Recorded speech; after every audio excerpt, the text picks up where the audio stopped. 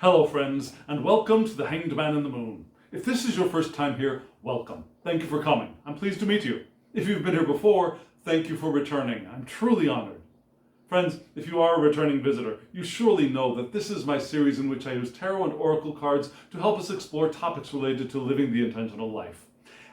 And before I show you this week's spread, and I am looking forward to showing you this spread because it is a gorgeous spread, and it's the last time we're going to see these cards for a while.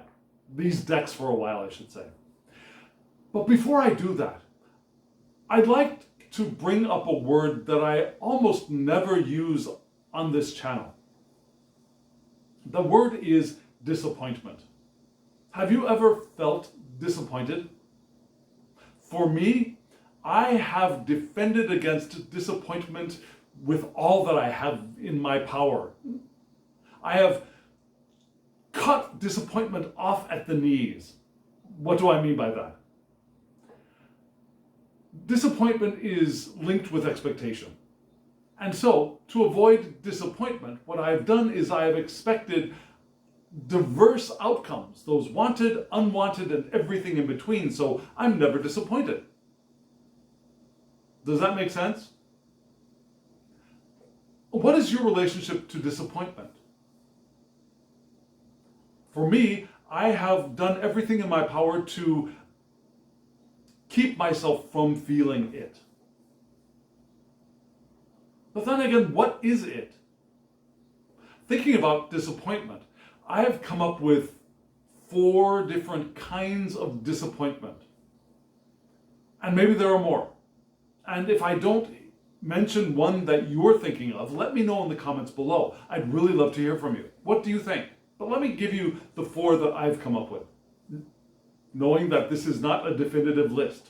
So, the first one is probably the one that everybody jumps to the first time they think of disappointment, which is we have an expectation. We have an expectation of something we want in our lives, an experience we want to have, a house we want to buy, a relationship we want to begin, a new job, a creative work of art, a vacation we want to go on.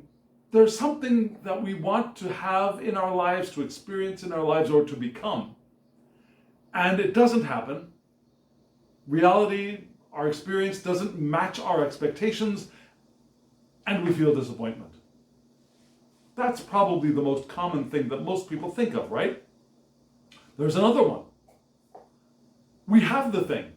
We have the job. We have the relationship. We are in the process of creating something, or we've created something. And for some reason, it all comes crashing down. Now we lose the job. Our relationship breaks up. The creation gets destroyed somehow. And perhaps it could be more extreme. Actually, it might not be more extreme, but still, there's a profound sense of disappointment from that, right? So, our expectations are not met, and we feel disappointed. Our expectations have been met continuously for a while, and then suddenly, bam, that thing that we have is gone. Another form of disappointment. A third form is we get the thing. Now we begin the relationship, we get the job that we interviewed for and we've been hoping for, we go on the vacation that we were dreaming about, and it isn't what we thought it would be. Yeah, the job turns out to be a kind of crap job. The relationship turns out to be with somebody we think is, where we discover is kind of an asshole. It could be anything. Yeah, the experience we wanted to have, we have, and we realize, no, that ain't it. That's another kind of disappointment, right? And then the fourth one. The one that is perhaps impatience in disguise.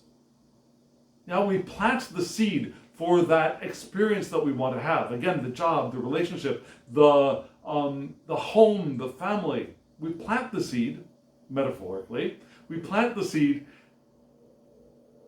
and we think, okay, here we go. And we wait, and we wait.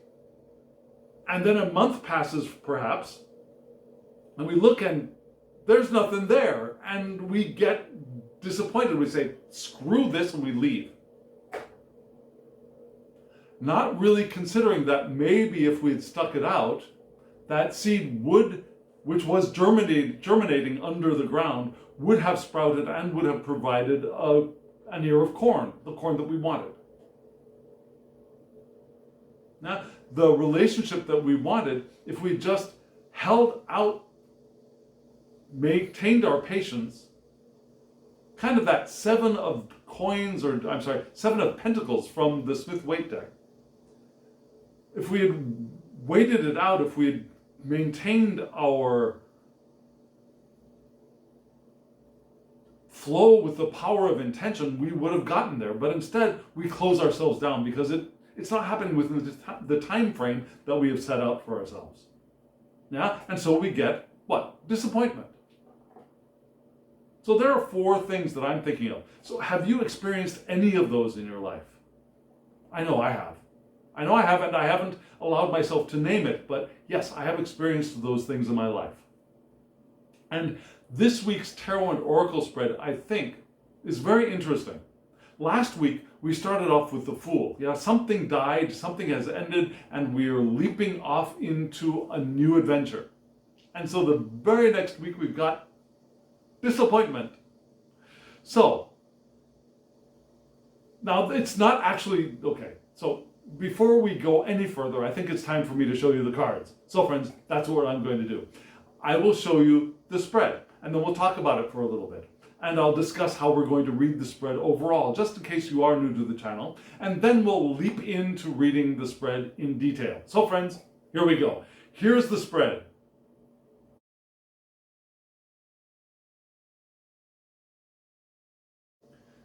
This is a beautiful spread.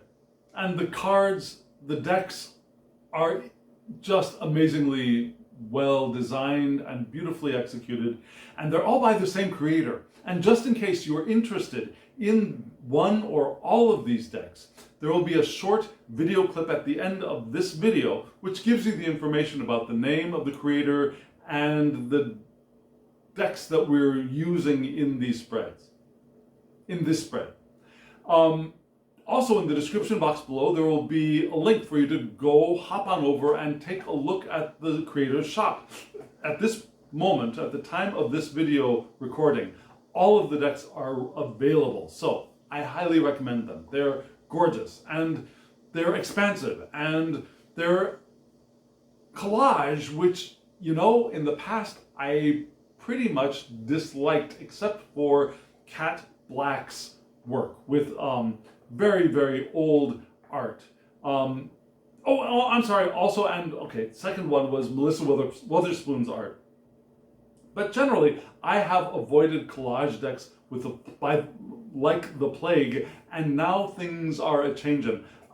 Especially analog collage has become fascinating for me in a way that I never thought it would become fascinating before. So, these I think are digital collage, but yeah, they're collage decks and I think they're beautiful, and I don't know, maybe it's these decks that have opened my eyes to the possibility of my liking collage work.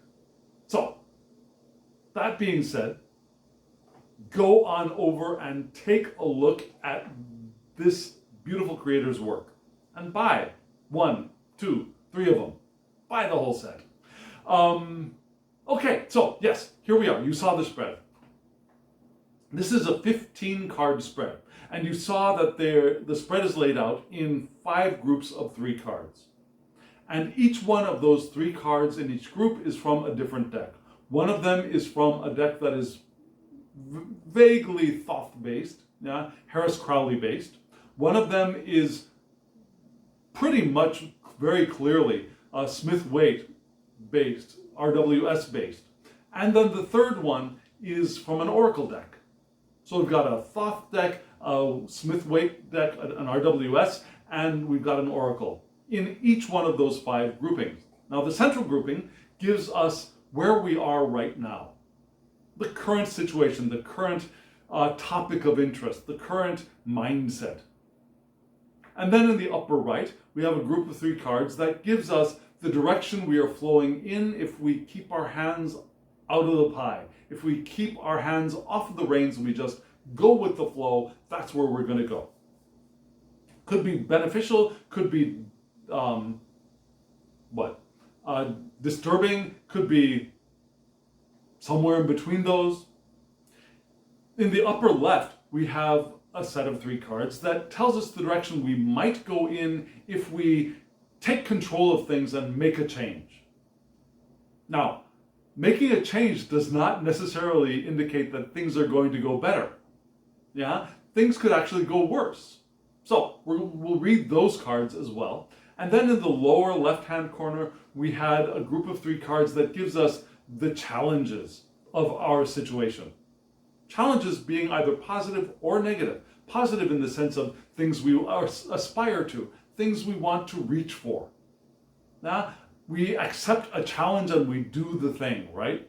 Or a challenge can also be an obstacle, something that stands in our way. And then in the lower right-hand corner, we have 3 cards that give us the assistance that we're getting from Spirit, from the Divine, whatever name you want to put on that, whether that name is Great Spirit, Gaia, Allah, Brahman, God, Yahweh, whatever name we want to give that universal mind. Insert your name here. Yeah, we get assistance from that. And so we've got 3 cards giving that information. And that's the order we're going to read these cards. So friends, are you ready? Let's move into the central message. Here we go.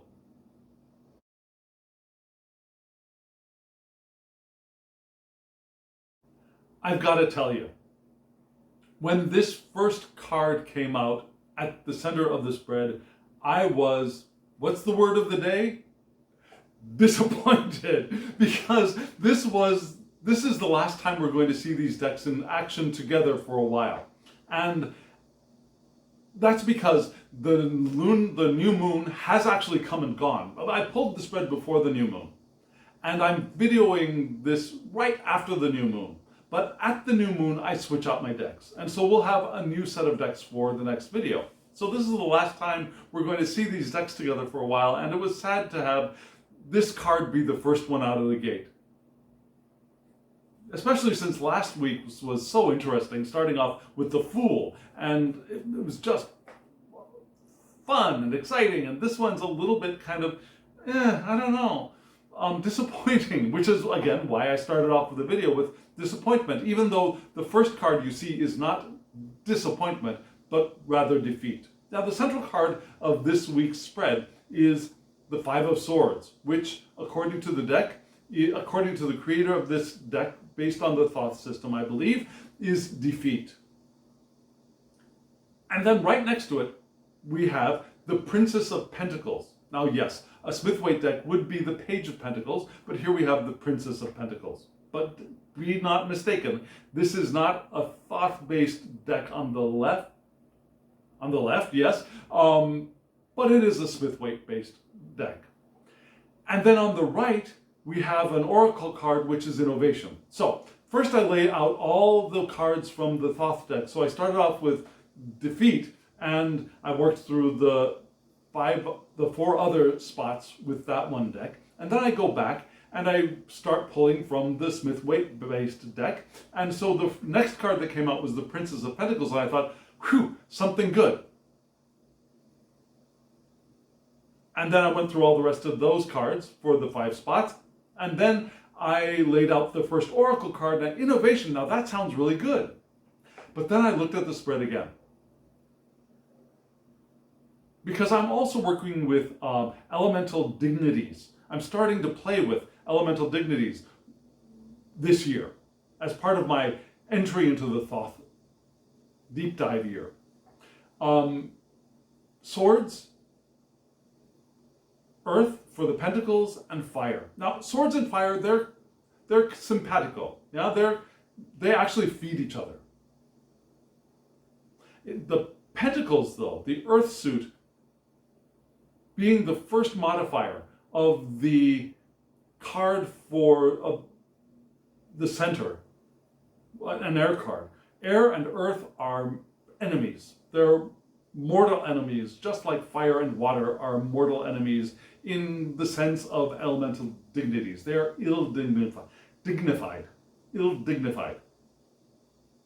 And so, our central card and the first modifying card are at odds with each other.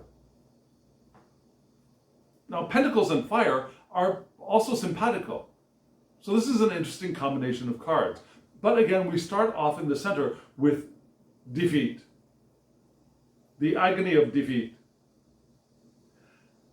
And you see this beautiful card with these 3 swords pointing up on the right and 2 swords piercing a beautiful little beast thorax on the left. We've got wavy lines above, we've got flowers and a sacred geometric pattern in the background, but that poor bee off to the left, glowing, radiating light, but pierced by thought. Now remember, these swords are not physical swords, they're the swords of thought, of also vision, of mind and thought. And you see at the bottom, we have Virgo in Aquarius. I'm sorry, not Virgo, Venus in Aquarius. I do that a lot, Venus and Virgo. If you saw my deep dive into the Tarot of the Holy Light, you would have seen my explanation of that a little bit. I've got this weird thing in my head where Venus and Virgo are interchangeable. Of course, they're not interchangeable, just the words. I switch them out. Apparently, I do the same thing with Aquarius and Sagittarius. Go figure. But Venus and Virgo are two of my problem words, and this is not Virgo, this is Venus in Aquarius. And I'd like to say that from which we get,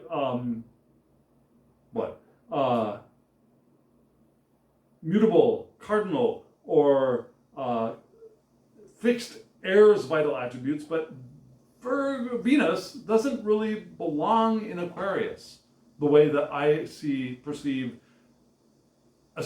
zodiac signs and their houses.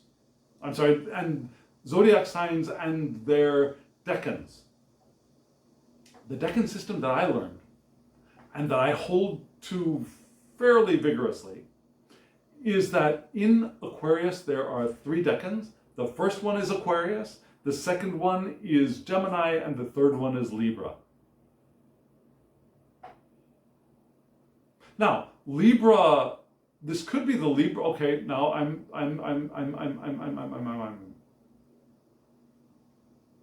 wait a second. Mercury. Okay, so this could be the Libra decanate of Aquarius. I'm suddenly realizing that I forgot to think about something. So this could be the 3rd decanate of Aquarius, because Venus belongs to Libra, which is an air sign, which would be the 3rd decanate of Aquarius. So that would make this the what? That would be the, let's see, fixed, cardinal, I'm sorry, no, fixed, mutable, cardinal. The cardinal, this would be cardinal, the cardinal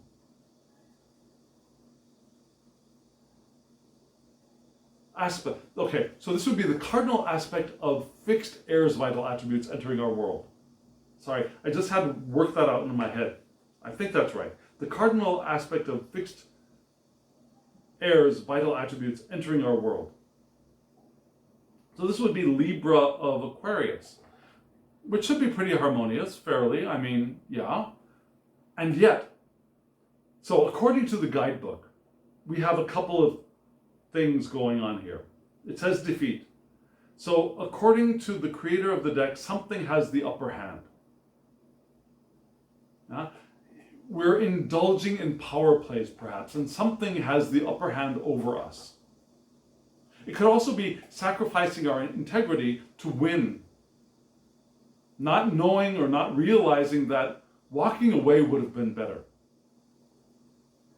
And in many ways, that reading of this card seems very, very similar to a Smith-Waite style reading of the Five of Swords, where we got the guy, on the beach. There are two hair, kind of flaming blonde hair, blowing in the wind, holding three swords across his shoulder. There are two swords and two people in the distance walking away from him. And we get the idea of success, but at what cost? So that sacrificing integrity to win, not recognizing that it would have been better to walk away, rings those Smith-Waite bells for me. So I go to Crowley's book. And Crowley says that Venus in Aquarius indicates growing weakness that leads to defeat. Pacifism. It's a mental weakness that leads to our defeat. Enfeebled sentiment as well. Now, we don't have the fortitude to succeed. It could also be that our values have been disrupted here. But still, there's an emphasis on the passivity, which is observed as weak. And one of my favorite interpreters of Crowley says or suggests that we might want to look for a way out when this card comes up. And so this card is actually pointing to defeat, and yet what kind of defeat? It's an mental emotional defeat. Not the defeat of like the cups emotion, but rather that passivity, that limp noodle kind of state of being that causes defeat. And what would cause that limp noodle state? Well, the thing that comes to my mind is disappointment. Things aren't working out the way we thought they would, or the clarity that we began with, the willpower that we began with has waned, and we are now, I don't know. And that, I don't know, feels like disappointment to me. Do you get where I'm going with this? Yes, the card says defeat, but I feel disappointment from this. Yeah? This bee is flying through the sky, and their own mind has come and stabbed them in the heart, and they've crumpled. He or she has crumpled upon those thoughts, and it's self-defeat, and that reminds me of disappointment. Does that make sense? Especially when we have this next card modifying it, which is this gorgeous Princess of Pentacles. We see this beautifully dressed figure holding a pentacle of, what is that? I was going to say a honeycomb, but I don't think that is a honeycomb, but still it's something that is attracting a whole bunch of beautiful bees. Now we see all the bees down in the lower part of the card coming up towards that thing being held by the princess. Looks like she's got a veil of something on her head, right? And she's also holding, she's not holding the disc. The disc is in front of her. She's holding a bouquet of flowers, but this disc at her sacral chakra, her solar plexus sacral chakra, that thing is drawing all these bees to her. And according to the guidebook for this deck, the Princess of Pentacles is manifestation and the enjoyment of exploring beauty, our interest in the world. The princess is practical, stylish, and scholarly. Now, what kind of scholarly? This is the scholarly person not of going into a library to study like perhaps one of the air signs might do, but rather someone who goes out into the world to explore, to discover, to see stuff and look at the stuff and say, what is this stuff? And let's find out what this stuff is and how it can be used and what we can do with it. And that practical element of scholarly interest. That is for me the Princess or Page of Pentacles. Looking at the world, learning from the world, learning from experience, learning from what is discovered out around him, her, them. And remember, this is counter to this. So, I think we've got a couple of different ways of appreciating these two cards together. One could be that our flight forward is being impeded by our focus on learning, rather than realizing that we know what we need to know and we can keep on going. Sometimes the Page of Pentacles can get in our way. Sometimes we want to realize that we have the knowledge, we have the wisdom, we have what it is we need to do the thing. And it's not really beginner mind, it's our insecurity about what we already know that keeps us stuck in the Page of Coins, the Page of Pentacles mind frame of, well, I gotta learn, I gotta figure this out, I gotta work this out, what is this, what is that, what is the other thing? I don't know yet, rather than taking what we do know and flying forward. Does that make sense? Or it could be another thing. It could be that this is our way out of this. Now we're here. We discover that we are in a spot of self-defeat, of disappointment in some way or another. And so we have the potential here to turn our gaze rather from that sense of an unhappy coming future or present to what exists right here and right now, and investigating that.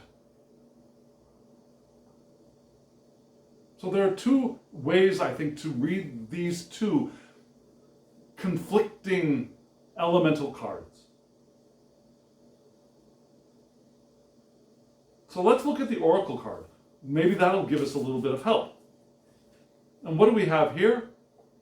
We have a fire card of innovation. And you see this beautiful bee flying over a honeycomb with its sacred geometrical shape in between itself and the comb. And it's flying up from what looks like a lotus to me. Now soaring up into the air with fire and power and speed. And the guidebook says of this card, this is magical and beautiful things can come from surprising and unlikely places. Beautiful and magical things can come from surprising and unlikely places. Of course, those surprising and unlikely places are not somewhere out there in the distant future, in the distance, but rather that surprising and unlikely place is right here, right now. Which makes sense, because if we're wallowing in this, we don't think that anything magical or beautiful is going to appear. But according to this card, it's possible. It already exists. And I'm back to throwing cards around. I don't know what it is about these decks, but for some reason, they like shooting out of my hand. So instead of showing you the card more, I'll just keep on talking, okay? Okay, so we also have something within that is waiting to emerge. Now, like this bee emerging from the lotus, we can discover something in the exterior world, or it could be something that is ready to blossom from within us. So we can create something new and have the inspiration to have a positive impact on the world. So the suggestion of the creator is threefold. First is, and they're all about thinking outside of the box. The first is scribble, doodle, get up and move our bodies, do anything that will break the mindset, that will unsettle the thing that we're focusing on right now. And that thing that we're focusing on right now is the thing that says that what we want is not here yet. The idea isn't here yet. The magic isn't here yet. So we want to disrupt what we're focusing on to allow space for that thing to emerge, either from within or from our environment. The next thing is that innovation may seem messy or chaotic. We might want to allow that mess or chaos to exist, rather than making sure everything's clean and tidy and put together and organized.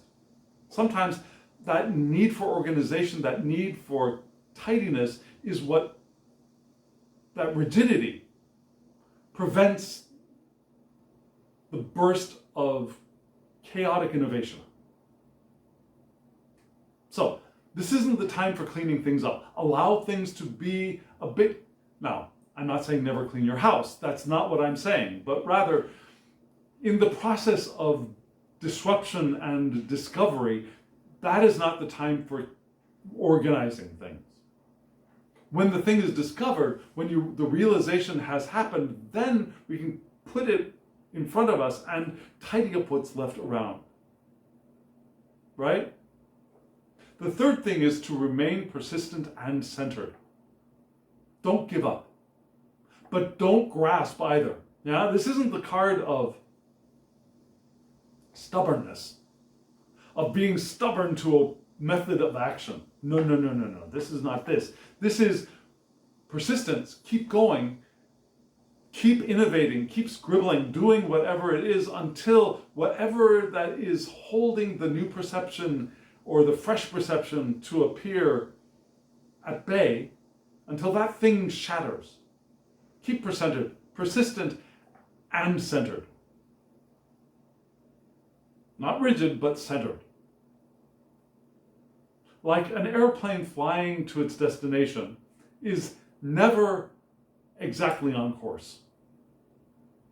An airplane flying to its destination is constantly course correcting. Birds do the same thing. So we want to do the same thing. Yeah? Persistent, centered, not rigid. So what does that mean? I think what that means is, and if you have a different idea, let me know in the comments below. What I believe this is saying is that this bugaboo, this creature here, this beautifully pierced bee, is where we are. I think this is self-defeat. I think this is our disappointment. And we are asked to find a way out. And the way out is to Prince of Pentacles, is to allow the princess, I'm sorry, prince, not the prince, the Princess of Pentacles, allow this being within us to emerge and explore what's around us. Enjoy the beauty and enjoy the exploration. And in that exploration, we can find innovation. Innovation can burst forth if we do the things of cracking open our habitual focus by doing things like scribbling, doodling, dancing, moving, going out for a walk in nature, by allowing some chaos to our thinking process, not to our thinking process, to our creation process. And remaining persistent and centered as we move through this path of discovery and innovation. Does that make sense? I think it can make sense. Which belies the idea of defeat. This really isn't defeat. Our sense of defeat is our own misunderstanding. And if we get stuck there, in the defeat, perhaps that's all we're going to feel for a while, until something cracks it open for us. But this central set of 3 cards is asking us to do the cracking open on our own, to discover the Princess of Pentacles for ourselves, and through that, right now, this moment, find our fire of innovation as a partner to the Princess of Pentacles. Yeah, that's it. That's the ticket. So now we're going to look at where we're going to go if we keep going in the direction that seems to be indicated by this first three set of cards. If we just go with the flow. Here are the cards indicating that direction.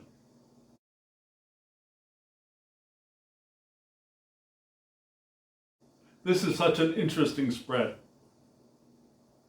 And remember, we started off with the idea of defeat, which I've translated into a disappointment, right?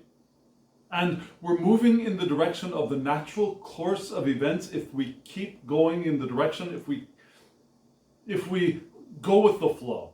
Now, when we say go with the flow, it seems like a very passive thing, right? Going with the flow, this is the easiest course of action. And yet, the easiest course of action is not such a passive thing.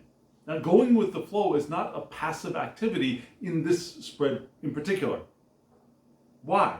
Because the direction we're moving in happens to be this card, the Three of Discs. You saw in the center of the three cards was the Three of Discs. Then we have the Queen of Cups. And then we have Greed. Doesn't sound like a really satisfactory direction to be flowing in many ways. Let me tell you why. Let's start off with this one. This is actually a good card. They're all good cards. Okay, so this is actually a fairly supportive card, I believe. Now we have the Three of Discs, which you can see here. I'm looking at my black and white copy of the card as I show you this.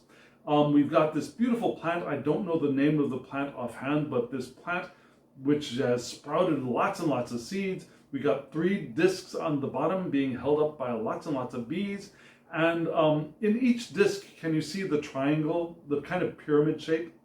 That pyramid shape, I think, is an echo of the Three of Discs card painted by Lady Frida Harris, which is one large pyramid on discs, three discs, which those three discs are representative of the three elements which come together to create the element of earth. So air, fire, and water together merge to form earth. And I think that's what these triangles, these pyramid shapes on each one of these discs is reminiscent of or echoes for me. And we can see here that this is Mars in Capricorn. Now, Mars is not a natural inhabitant of Capricorn. Yeah? Capricorn has, the way I see astrology, three decanates. The Capricorn decadent of Capricorn would have Saturn. The next one would be Taurus, which would have Venus, the partner of Mars.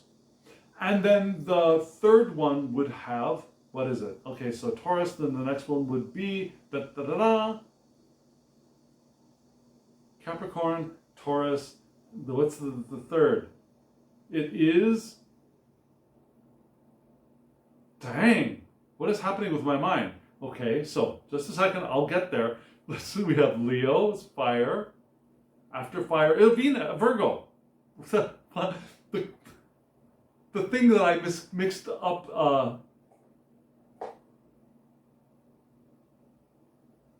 okay, wait a second, just a second here. Okay, so, defeat was 5, so, okay, no, okay, sorry. I just had a mental, as we say, flatulence. A brain fart. Back to this card. So, the three decanates, the way I see the zodiac, are Capricorn of Capricorn, which would be the planet of Saturn. Taurus of Capricorn, which would be the planet of Venus. And then we have Virgo of Capricorn, which would be the planet of Mercury. But here we have Mars in Capricorn. However, interesting note, the planet exalted in Capricorn is Mars. So Mars is actually pretty happy here. Mars feels inflated and elated here. All of that fire energy in this Earth go hand in hand. I'm sorry, Mars is not fire. Although I often think of it as a fire planet because it's red, but it's not fire. It's just Mars. So what does this card mean according to the creator of the deck? It means collaboration brings forth great work. Okay, that's okay. Sounds a little bit Smith-Waite, but okay. Creating something valuable with a clear plan. Sounds good. Apprenticeship and accepting critique. Now that's interesting. Now, there is the apprenticeship of the Smith-Waite deck, right? There are the three people gathered, discussing one work inside of what looks like it could be a church. There is someone that looks like they're part of the high society or royalty. There's one person who looks like they're from the clergy, and then there's a work person chiseling up against a wall. So there's collaboration there, but there's also the idea that the two people behind probably are in a position where they could critique the work of the worker, right? Crowley says something a little interesting here. Crowley points out that this is a card of understanding applied to action. Crowley's using the Tree of Life here to do this. Binah, which is the third Sephirah of all the Sephiroth, the third Sephiroth of all of the Sephirah, is Binah. And the key phrase, the key word, if you will, of that Sephiroth is understanding. The first one is Kether, is the crown. The second one is wisdom, which is in Chokmah. And then Binah is understanding. But this is the tree. This is not the fire tree or the water tree or the air tree. This is the earth tree. There are 4 trees, one for each element. So this is the tree of Asya, which is earth, and action. So understanding applied to action. How we thinking about the things, not thinking about, but understanding the things that we do in the world, right? Work and progress to all situations, applying work and progress to everything that we're doing. And this also implies structured increase. Things improving and growing with structure. So we're flowing from that defeat with an escape hatch of the Princess of Pentacles, which is study and figuring out what's around us, and innovation, allowing new things to be born, and we move from there into a lot of, then applying that to doing the work, right? Like these bees down here at the bottom might be doing the work of moving these 3 discs together. Maybe we want to consider doing it with other people. Maybe we might want to consider allowing some critique of what it is we are creating to help us to hone our sights in on exactly what it is we want to do, we want to be, we want to become, we want to experience. We want to apply our own understanding and perhaps even accept the understanding of those around us in our creation, in the work that we're doing. And we're here being asked to apply work to that which we have begun from the present situation. And that's the direction we are moving if we move in with the current of things as they are flowing. That makes sense? Right? So this is not a passive flowing with the course of events, but a very active one, and one that will call for some work on our part and understanding of that work as well. This is a beautiful card, right? You gotta admit that. This is a beautiful card. But this Earth card is paired and modified by a very, very watery card. The Queen of Cups. Water of water. Just like Earth and... Just like... what was I saying? Okay. Just like... No. Okay, so just a second. Again, brain farts all over the place today. We had air and earth. No, these two are These two are very, very happy together. They're very happy together. Earth and water work beautifully together. So as we do our work, what do we want to be? We want to be the Queen of Cups. We want to be compassionate to our others, but also compassionate to ourselves. And we started off with a very uncomfortable place, right? So as we do the work, we want to have compassion for our own feelings, for our own pain or discomfort or disappointment as we do the work. It's not that we want to blame ourselves for the feelings that we've had in the past, that we have now. We want to have compassion for ourselves and for others, of course. We want to be caring. We want to nurture others and ourselves and the thing that we are working on. We want to nurture that as well. Being warm and tender can help. We want to believe in the healing power of love because some healing would be beneficial for us here. We want to perhaps allow more joy to suffuse our environments. Think deeply. Be thoughtful in an emotional way. Be empathic, intuitive, and in the flow, just like the Queen of Cups always is. Now, the Queen of Cups can be a little bit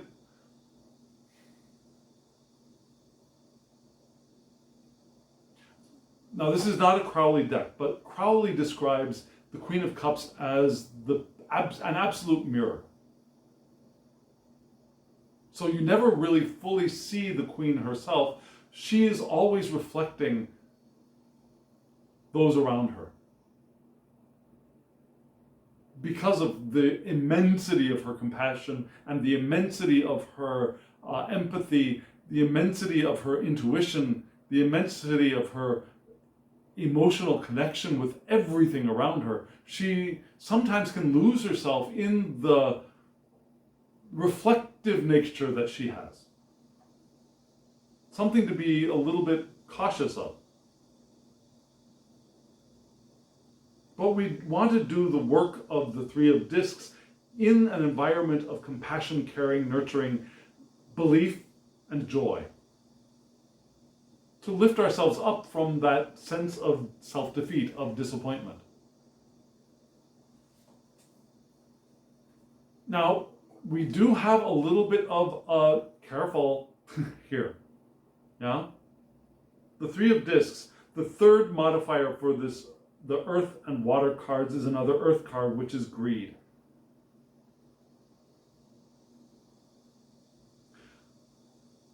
Have you ever had the experience of being disappointed and then earning back, then feeling the sense of influx of material or some sort of resource? Could be money, it could be gifts, it could be anything.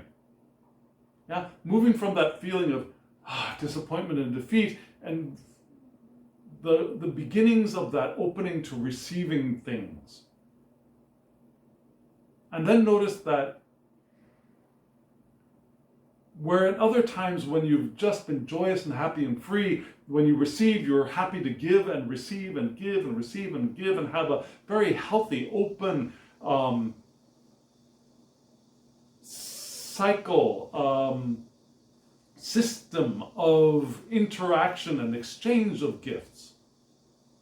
Whereas when you come from defeat or disappointment, when that opens up, we can sometimes move into hoarding, the new abundance that is returning to us. To the point that the abundance that we receive begins to be eroded because it's not flowing.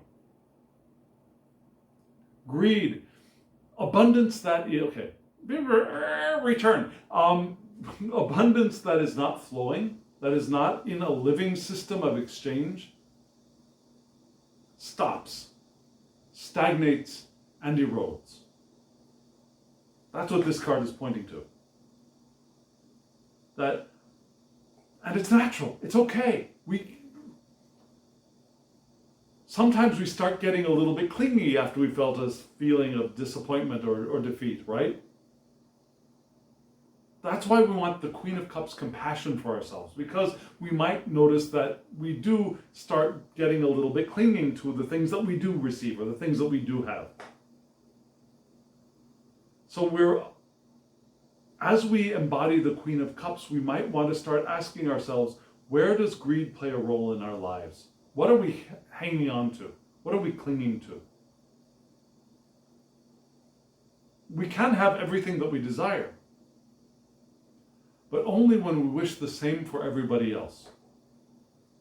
And not in the sense of, okay, I'm happy with my stuff and I hope you get your stuff too. You know what I mean? That's not what this card is pointing to. This is pointing to, I have what I need and I know that I continue to receive what I need, and so I'm blessed to be able to share. Right? That's a living, vibrant system of abundance. Abundance is an exchange, a flow, a living system. And when that system of when that flow, when that movement is blocked, dis-ease sets in. Stagnation sets in. Corruption sets in, and then actual disease can set in as well. Yeah? So we don't want to do that, right? So, you see in this card, it's really interesting. Can you see? It was difficult for me to see at first. There's a golem-like creature in the background. Yeah? Kind of like Gollum in The Lord of the Rings and The Hobbit. My precious, right? That kind of creature of greed that the bees are trying to escape. Yeah? We want to escape our creature of greed. Or even better, allow this being to heal this being.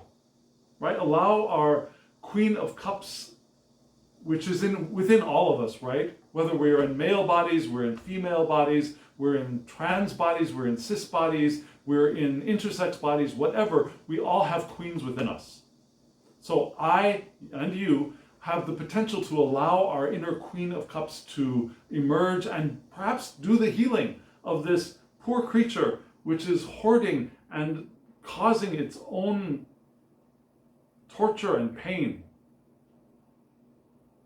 with its greed, with cutting off the cycle, the flow of exchange, the living system of abundance.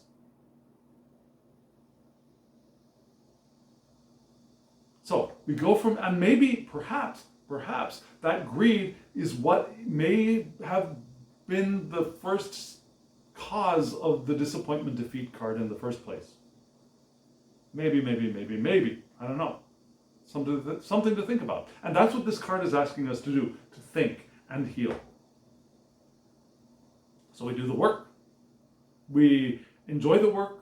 We we move into structuring. We have that chaos of innovation. And now when that thing has emerged, we start to allow some structure to form. We start shifting things around so structure can emerge. And we do the Queen of Cups healing of the greed that may have been the cause of it all in the first place, maybe? Maybe. We'll see. So we have another direction that we can go in. So is this the best choice, or is there another choice that might be better? Let's find out. Here is the set of cards that indicates the direction we might go in if we grab hold of the reins and steer in a different direction. Here they are.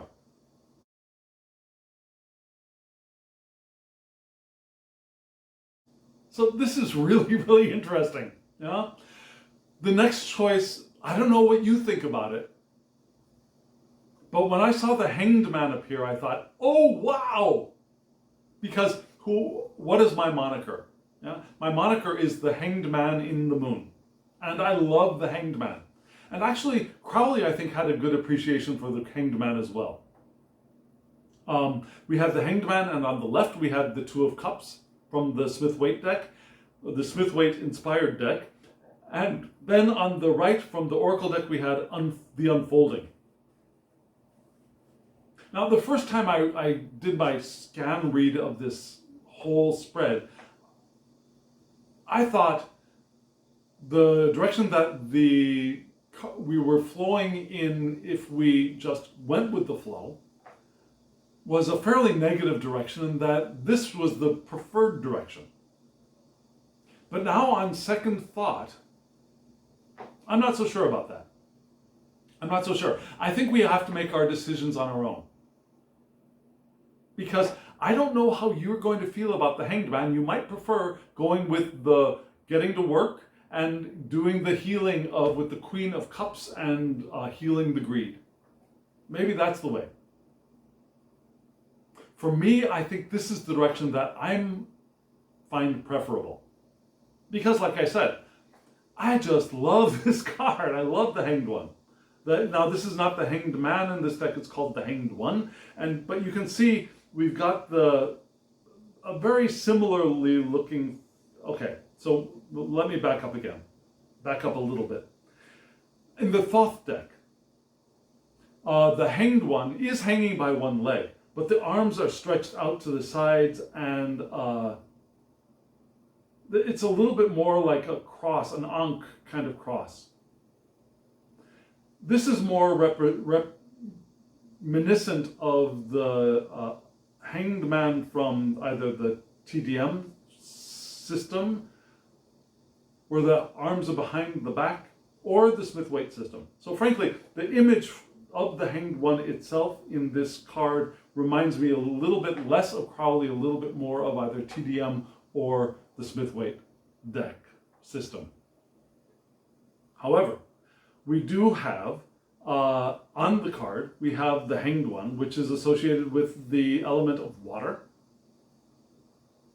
So we moved from what? We moved from a swords card. If we grab hold of the reins and move in a different direction, we can head into water with the Hanged One. And you can also see the Hebrew letter Mem. Now Mem, which I usually would associate with the Death card, is here for the Crowley deck, for the Crowley system. And Mem is the Hebrew letter for womb, especially the waters of the womb, the waters of life, which are held within the womb. Now thinking of things like placenta and embryonic fluid and all those watery things of the womb. No, the placenta is not watery, but it holds the water of the womb.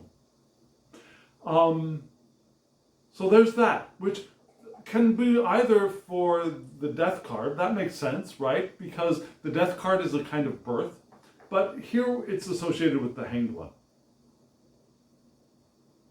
And because it's Mem, I will pull in the associated room, which is Iwaz, which kind of looks like a line, actually. And it's a symbol for the yew, like not the me yew, but the yew tree, from which bows are made. That's the symbol, that's the first association for Iwaz. Also wisdom, endurance, protection, and initiation. So, some of these really do seem on point for the Hanged One, right? Initiation. Yeah, so a lot of times the Hanged One is considered magically as an initiate. Also wisdom. We associate the Hanged One with changed perception, and from which is born wisdom. And there's an endurance asked of us here in the Hanged One as well. It takes some endurance to be able to stand being hung upside down. Now that's a little different from the Hanged One, where this was the betrayer or the traitor being punished. This is the one who has placed him, her, or themselves in this position in order to gain something, either initiation or wisdom or enlightenment or something new. So, according to the creator of this deck, this is exploring different perspectives for clarity. A very positive aspect of the Hanged One. Deep conscious states to develop awareness and intuition. So it's kind of meditation card. Reevaluating the strain that we feel from external sources and external forces as well. So we feel this tension from external sources, and so we want to reevaluate that, to take another look at that, which does connect fairly well to that Five of Swords card of defeat or disappointment, right? There's a kind of strain from that here we're asked to reevaluate. Maybe we're misappraising it. Maybe we're misunderstanding it in some way. So we want to examine our motives and the motives of those around us as well. And the stillness of the Hanged Man, of the Hanged One, welcomes transformation, which is wonderful. And which I would like to participate in as a course of movement from that feeling of defeat and disappointment. Now, Crowley says some interesting things. Crowley says something has to be drowned in order to fertilize the earth. So for fertility to exist, something has to be drowned, like a seed, like this Hanged Man in the water. And this placement of ourselves deep in the waters of the Hanged One, drowning ourselves in these waters, will allow something to be fed. And maybe we will realize that what we thought was important is no longer important. So that which we were evaluating as defeat or disappointment, it wasn't as important as we thought it was. So the Hanged One must meet death in order to release the old. So this is not the final step. This is one step in the process, in a journey. So we drown ourselves, according to Crowley, we drown ourselves, and in drowning ourselves in this upside down, topsy-turvy state, we're fertilizing for the future, and we're moving in towards death where the old can be released. Right? As far as like Fool's Journey goes. And the card that's modifying this is also a water card, right? The Two of Cups. Beautiful card.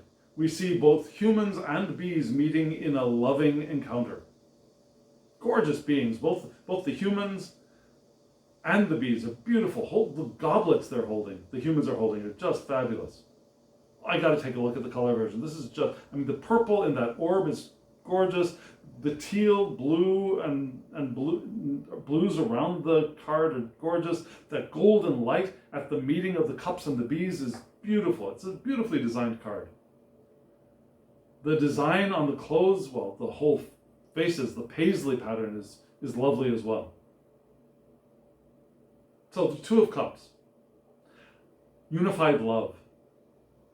Vows between partners, sexual, loving, work partners too, partnership, mutual attraction.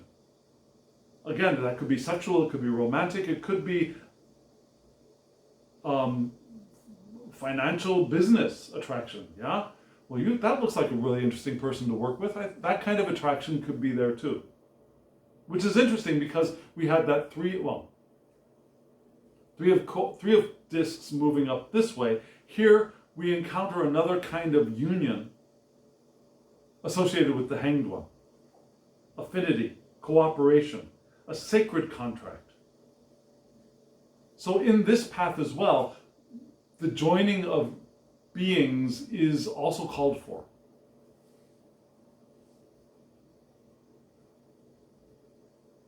And so, we move from here, we get a little gust of fresh air. So we turn ourselves upside down for the perspective, for the fertilization, for the movement of death to the release of the old to the new.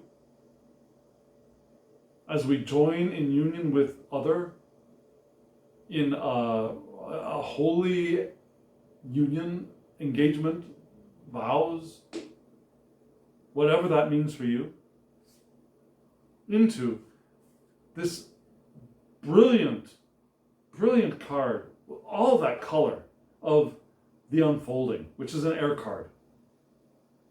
And you see this book opening up, and apparently from the pages of the book fly these bees up into the air. And according to the creator of this deck, this is the application of knowledge from study or practice. Reminiscent of, for me, where are we? Reminiscent of this being here. So the study that was indicated here in this card is applied. So we had a little bit of that application in the Three of Discs card, but here we have a recall of that as well. Application of knowledge from study or practice. And I quote from the book, once there is clarity, insight, and knowledge, there must be a way to put it all together to make sense of it or get the desired results. So, the unfolding is also a putting together of things in order for it to open. Like putting together the pieces of a puzzle for it to reveal something. Rather than only observing knowledge, we are called to participate in it and unfold into the knowledge presented. Rather than diving into the knowledge, we're asked to unfold. Like the hanged one may be unfolding within the waters of men. Yeah? This is the unfolding in the air of understanding and application of that understanding.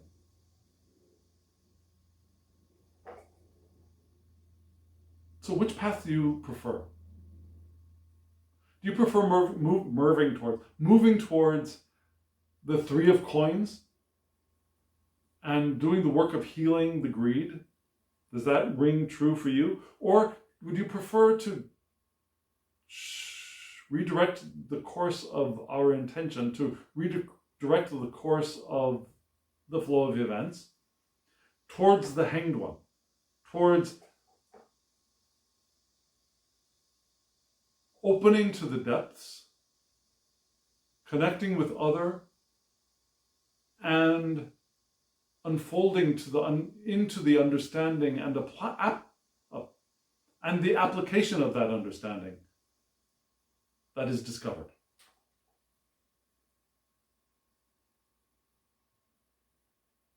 Which one seems more akin to your personal style of being? That might not be the right direction, actually. Choosing a course that is uncommon for you might actually be the best direction to move in. But making a choice, I think, is important. Which direction calls to you? The direction of working hard, that's not a bad thing, of doing the work, learning from critique, or the path of the hanged one, which involves the joining with other and an unfolding into the knowledge, the understanding that we have and applying it. Both directions have application of knowledge involved, right? So it's interesting. It's very interesting. Now, we have some challenges. Are the challenges good challenges, something we want to aspire to, or are they the challenges of something or some things that might be standing in our way? Let's discover that together right now.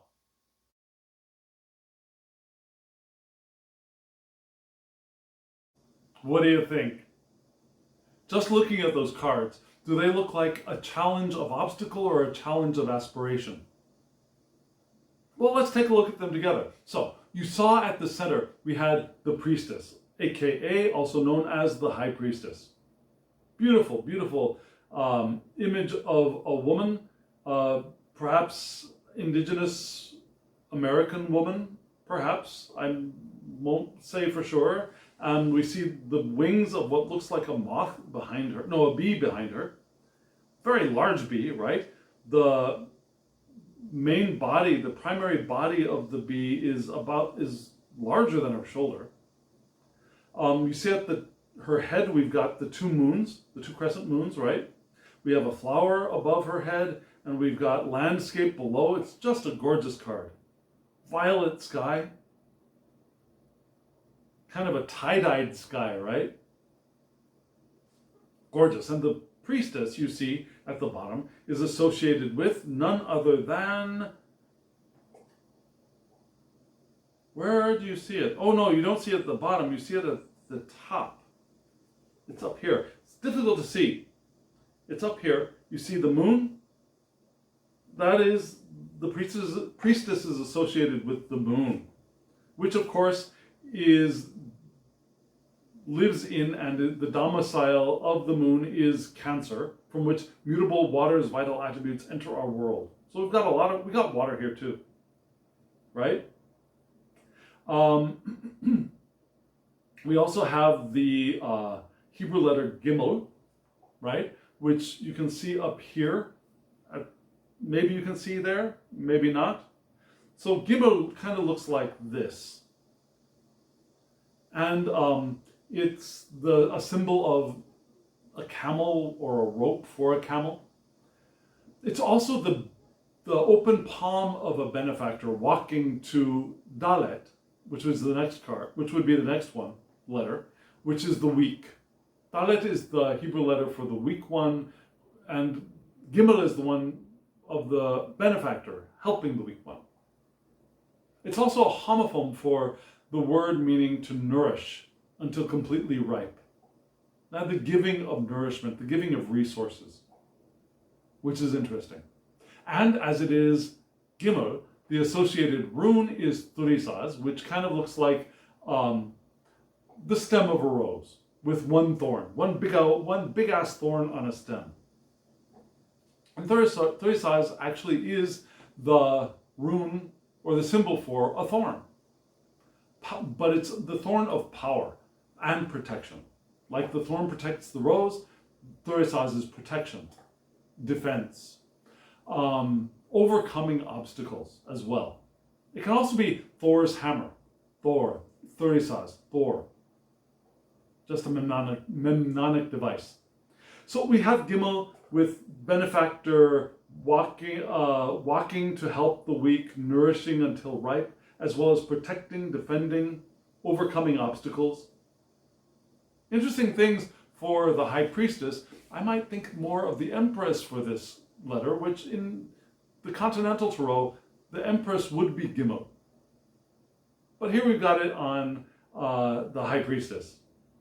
And it's interesting because this is the second time she has appeared in this spot, in this spread, in the last month. Now she has been here as a challenge twice, in the center, twice. Count them, twice. So that's significant, I think. So who is she? She's hidden reality that must be acknowledged before secrets can be revealed. Now we've got to acknowledge what's there, what is in the shadows, what's below the surface, before that which is either in the shadows or below the surface can be revealed. She asks us to trust our intuition and our inner wisdom to guide us and reveal the truth at the right time.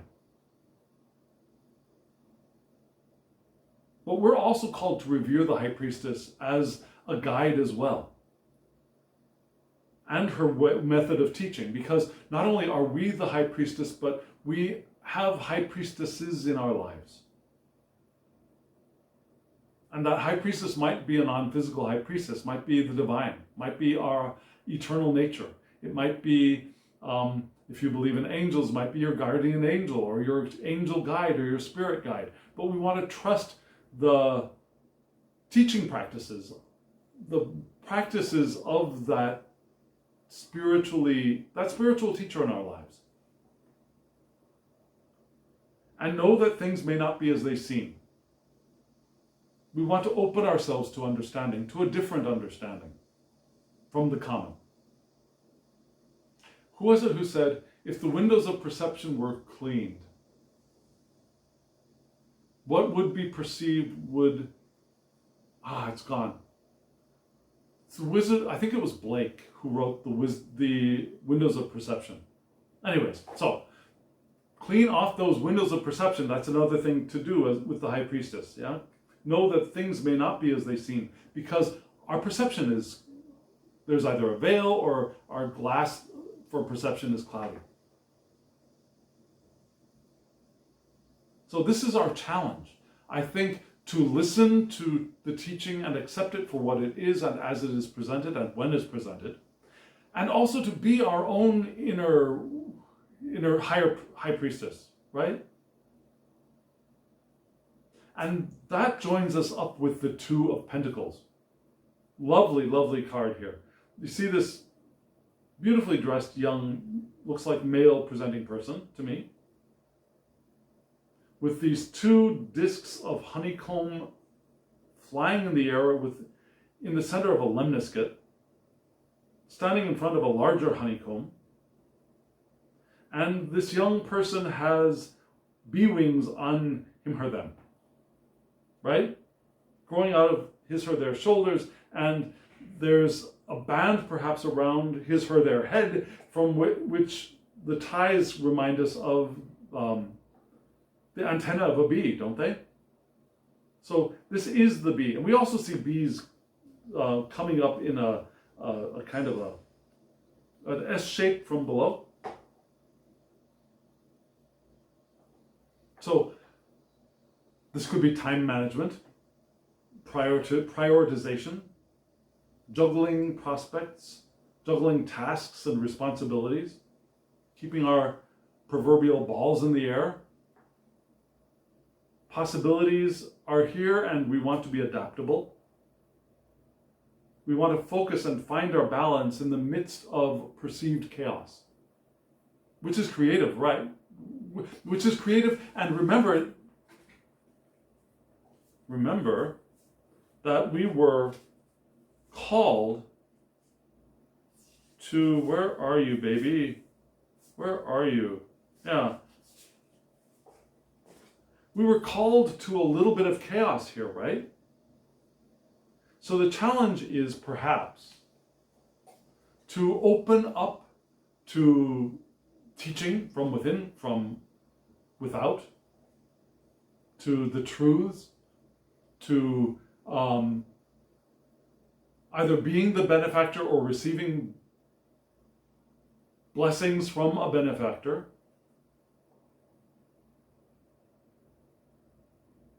Following the crab of Cancer through to here, where we find our balance in the midst of this chaos that we are perhaps partially responsible for creating, not in a blame sense, but in a creative sense, because that chaos is creative, and yet we are called to maintain our balance, like the Hanged One, like who else? Who else do we have? Maintaining balance. The Hanged One, and oh yeah, of course, this lady. Now, like the Queen of Cups as well. So, yeah, maintaining our balance and finding our focus in the midst of this creative chaos that is helping us. We don't want to get rid of the chaos, but we want to find our balance, right? And from this, we are modified. The modification card here is a spiritual one of the Ouroboros. Now, I didn't mention this, but the Two of Pentacles and the Priestess, elementally, they're simpatico. Yeah, they feed each other.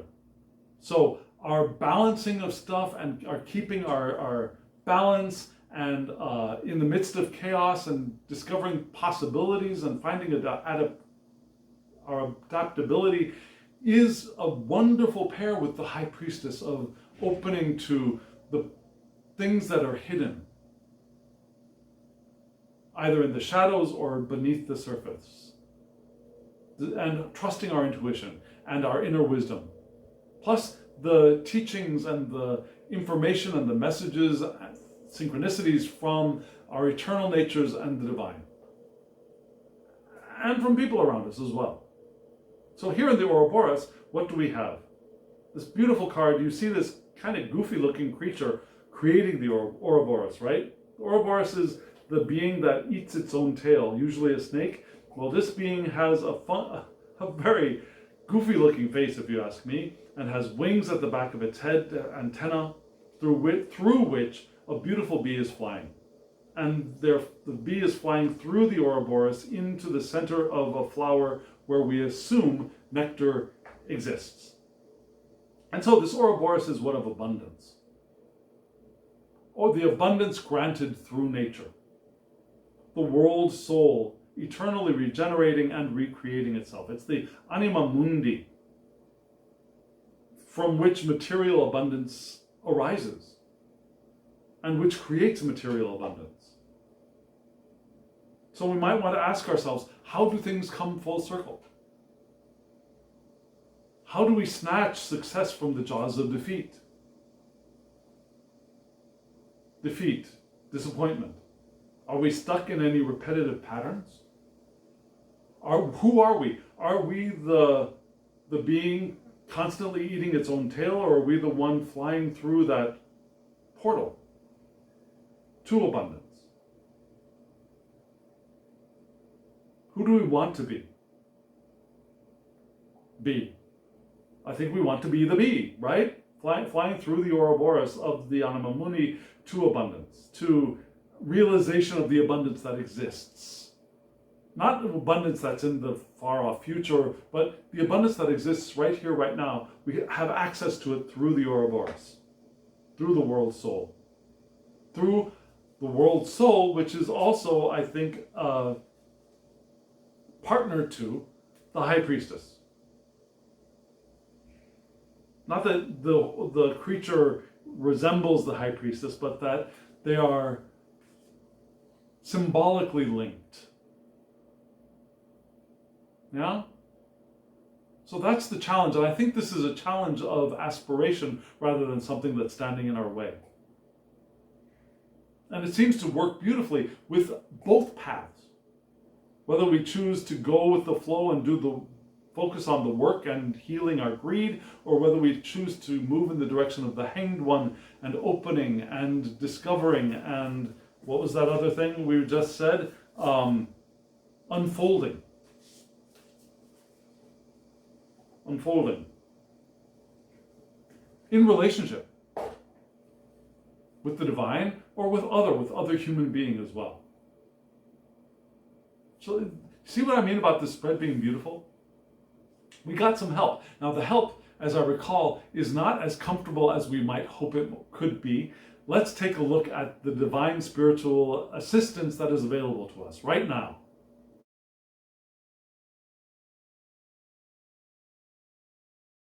Friends, what do you think of the help we're getting from the divine? It's a little confusing, maybe. Maybe not. Let's see.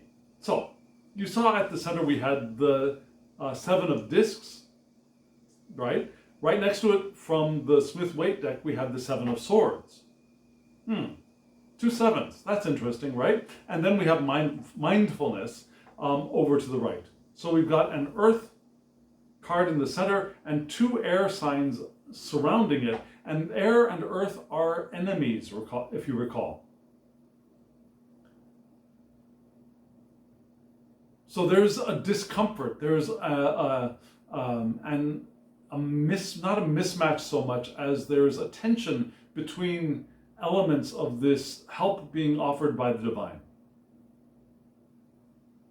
So we're going to want to explore that as we start with this beautiful card of the 7 of discs, where we see a bee crawling up what looks like a pile of stones, which reminds me of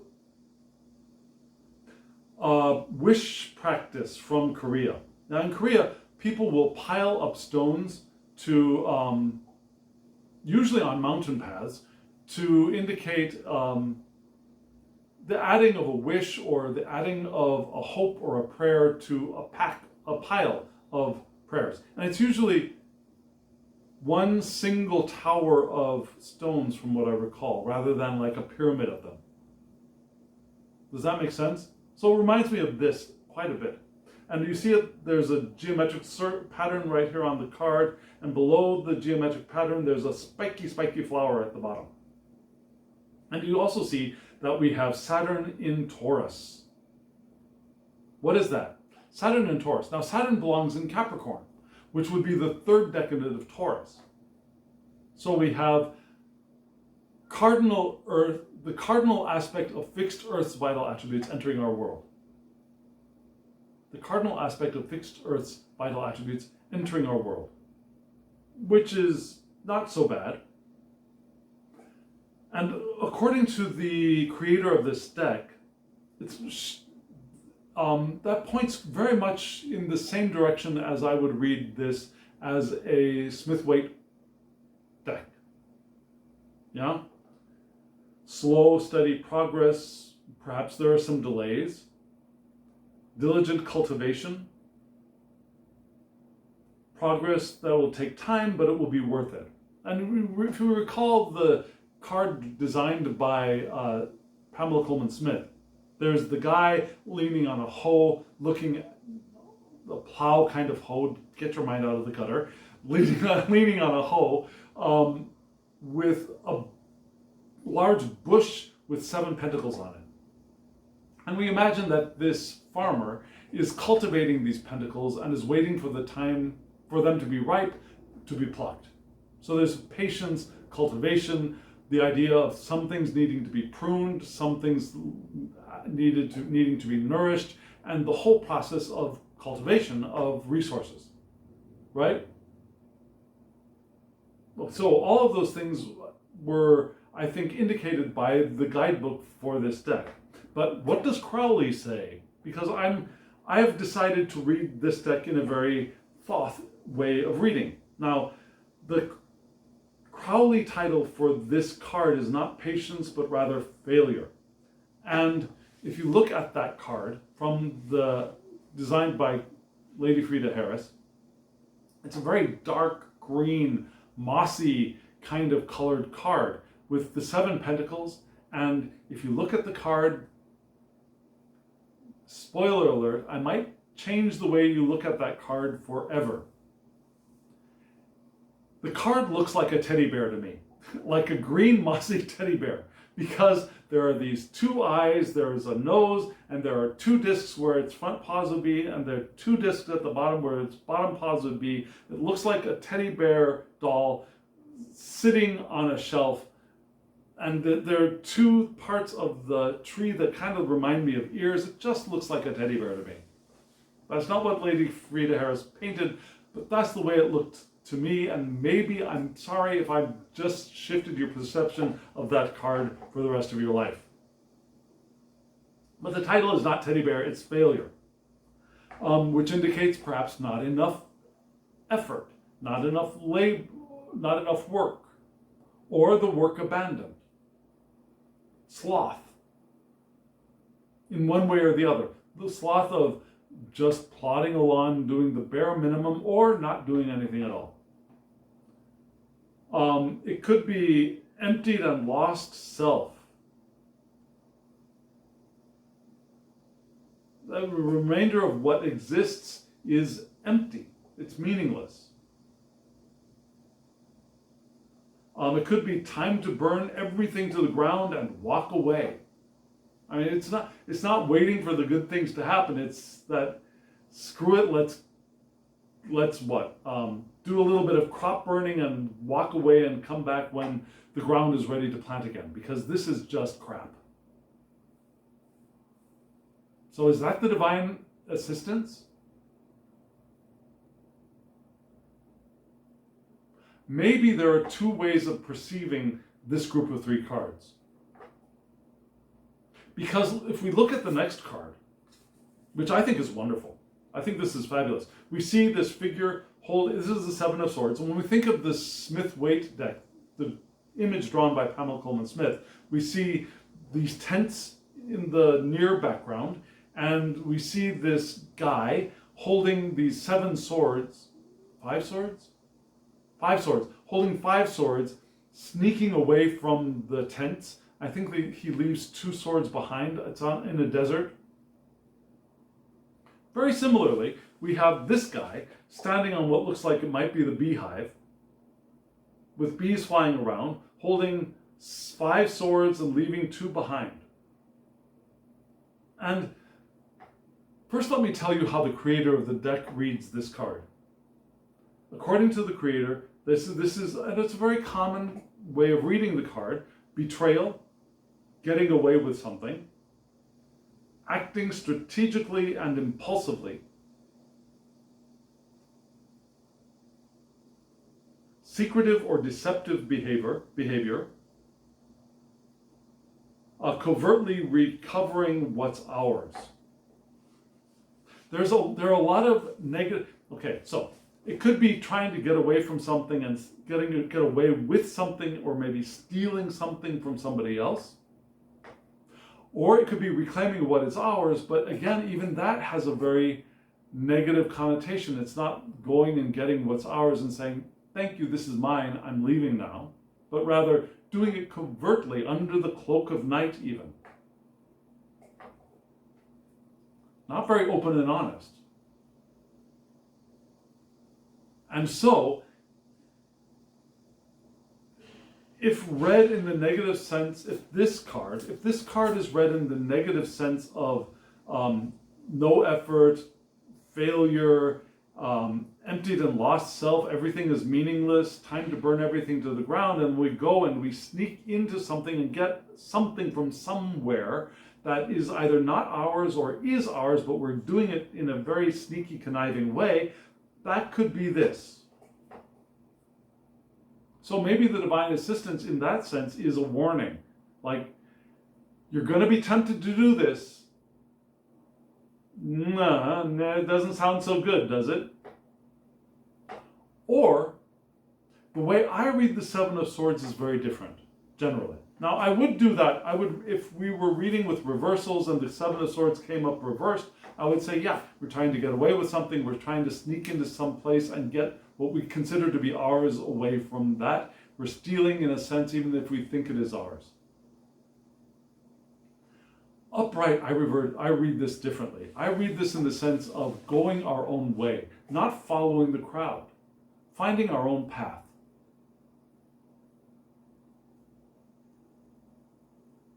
And so, if perhaps we read this card in the sense that the creator who wrote the guidebook described it, we might be tempted to say, and we might be right in saying, that yes, the time is not ripe yet for harvest. We want to be patient. We want to diligently cultivate what is growing with steady and slow progress, being cool with, being accepting of delays, but not doing it in the way everybody else does it, but doing it in our own way, finding our own path of doing that. So again, there are two ways of looking at this pairing of cards. Remembering that this card and this card are not kissing cousins. They're not happy together. So there's a tension between them. So if this is patience and this is diligence and it's cultivation, then the tension is we don't want to do it the way that everybody else does it. We want to do it our own way, find our own path. We need to break away from the common here. Or if this is time to burn everything to the ground because everything is empty, we're not doing the work. We're being slothful. If that is the case, the tension is to have that impulse to steal what we want and get away with it.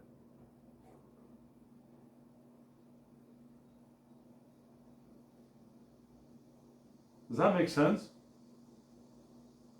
And I think both of those readings are valid here, especially because of this next card. The next card is support of the Seven of Swords card. It's another air card. Also in tension with the intention, not intention, but in tension with the Earth card, with the Seven of Discs. And this is mindfulness. Lovely card of the dandelion that has gone to seed and is ready to be blown by the wind or by a human breath. And do we see bees here? Yes, there's one bee there in the center of a fairly transparent looking bee in the center of that dandelion. And the significance of this card for the creator is mindfulness can relieve anguish. Thoughts have physical reactions. So we are asked to practice mindfulness to ease the detrimental effects of negative thoughts. And remember that it can be practiced, mindfulness can be practiced in seated meditation, but also, in seated meditation and body scans. But it can also be practiced in activities. Mindfulness can be an active practice as well. We can bring mindfulness into washing our dishes. We can bring mindfulness into cooking meals. Must be a little bit hungry. I'm stuck in the kitchen. We can bring mindfulness into the work we do in our office as well. Mindfulness can be brought into both our seated meditation, in our body scan, and as well as into our activities in the world. That's what I was trying to say in English. So, this mindfulness is asking us to have awareness of where we are.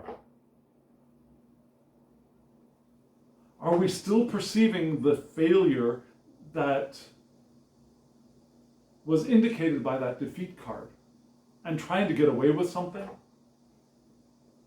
Or are we slow, steady, progressing in the direction of either the Three of Discs or the Hanged One, diligently cultivating with progress, knowing it will take time, and doing it in our own way, mindfully?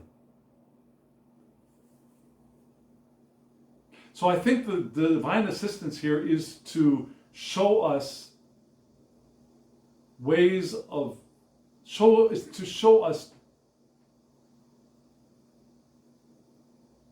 that we want to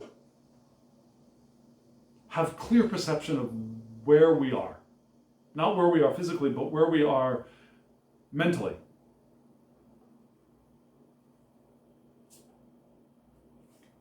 How is this Seven of Discs manifesting for us right here and right now? And how are we reacting to that right here and right now? That's what we want to be mindful of.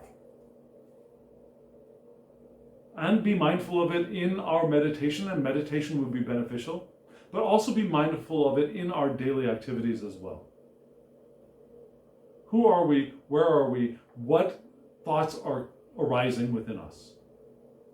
Does that make sense? That is the divine assistance. It's pointing out where we can place our attention. So friends, here we are. That is the end of this reading. What do you think? Does that make sense? I hope it does. I hope you find some benefit from that for yourself in this week. And friends, if you do find benefit, if this does make sense, let me know in the comments below. If it doesn't make sense and you're still trying to work, especially if something I said just did not make sense, let me know in the comments below. If you have a different way of looking at one or many of these cards, let me know in the comments below. I'd love to hear from you. And friends, hit that thumbs up button so that YouTube knows that you got something out of this. It helps the channel. Subscribe if you have not subscribed, and hit the alarm bell so you get notifications of when I upload videos. My schedule for uploading videos is in process of changing, and I haven't really landed on how and when I'm going to be filming it for the rest of this summer and the coming semester. So hit that bell. And comment below. I would love to hear from you. And if you want a reading from me, my email address is below. thehangedmaninthemoon@gmail.com. Shoot me an email. We'll get you a reading, whatever you want. Long, short, Smith-Waite, Thoth, Tarot de Marseille, Oracle cards, whatever you want. I'll do what you want. I'm here for you. I want to help. I want to be helpful. I'd love to be of service. So friends, thank you. And now, as always, I wish you love, joy, well-being, and pure awareness. Thank you.